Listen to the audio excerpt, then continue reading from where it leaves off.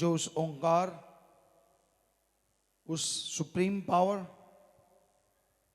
God खुदा रब वाहिगुरु राम, जिसने ब्रह्मा विष्णु महेश सबको बनाया, जो सुप्रीम पावर का नाम जपेगा, उस ओंकार की भक्ति करेगा, काल तो क्या महाकाल भी उसका बाड़ बांका नहीं कर सकता।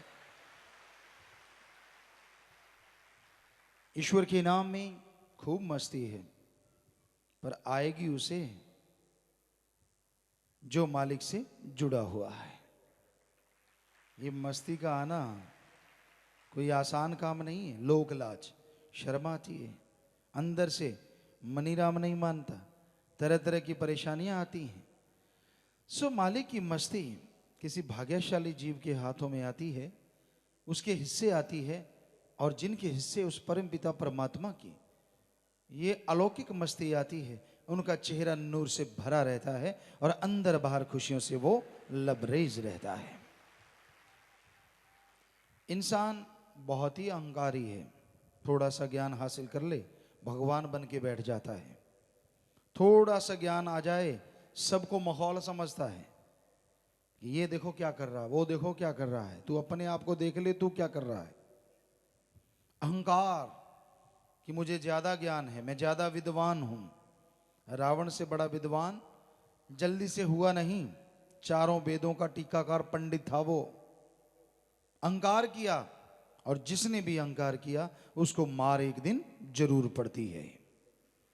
जो अपने आप को बड़ा साबित करते हैं वो सबसे छोटे हुआ करते हैं। रूहानियत में अल्लाह वाहिगुरु राम के नाम में अगर कोई चलना चाहता है तो दीनता नम्रता धारण करनी होगी। अहंकारी पुरुष समाज में इज्जत हासिल नहीं कर सकते, तो राम की दरगाह में तो जाने का सवाल ही पैदा नहीं होता। इसलिए दीनता, नम्रता भक्तों के गहने होते हैं। जो जितना दीन नम्र होता है उतनी ही मालिक की खुशियां मिलती हैं। चाखा चाहे प्रेम रस, राखा चाहे मान, एक म्यान में दो खड़ग, देखा सुना ना कान। जैसे एक म्यान में दो तलवार नहीं आती, वैसे एक शरीर में गुस्सा, अहंकार और मालिक का सच्चा प्यार इकट्ठे नहीं रहते। जिनके अंदर मालिक का प्यार होता है उनके अंदर अहंकार नहीं होता, और जिनके अंदर अहंकार होता है उनके अंदर मालिक का प्यार नहीं होता। सिर्फ कपड़े पहन लेने से, सिर्फ दिखावा कर लेने से कोई भक्त नहीं बनता। कर्म जोगी बनो और ज्ञान जोगी बनो। जब आपके ज्ञान के अनुसार कर्म करने लगोगे तो भगवान की कृपा होगी और जर्रे जर्रे में उसके नजारे नजर आने लगेंगे।